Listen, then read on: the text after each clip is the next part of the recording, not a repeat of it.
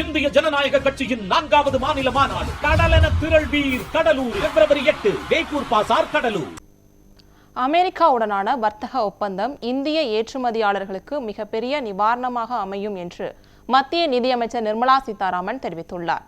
ஊடகம் ஒன்றுக்கு சிறப்பு நேர்காணல் அளித்துள்ள அவர், அமெரிக்கா இந்தியா இடையிலான வர்த்தக ஒப்பந்தத்தின் பயனாக இந்தியா மீதான வரிகள் 18% குறைக்கப்பட்டிருப்பது நம்முடைய ஏற்றுமதியாளர்களுக்கு பல்வேறு நன்மைகளை அளிக்கும் என்று கூறியுள்ளார்.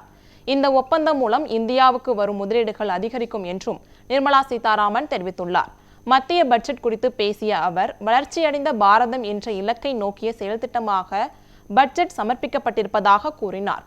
அந்த இலக்கை அடையும் வகையில் சீர்திருத்த நடவடிக்கைகளுக்கு தொடர்ந்து முக்கியத்துவம் அளிக்கப்படும் என்றும் மத்திய நிதியமைச்சர் நிர்மலா சீதாராமன் குறிப்பிட்டார்.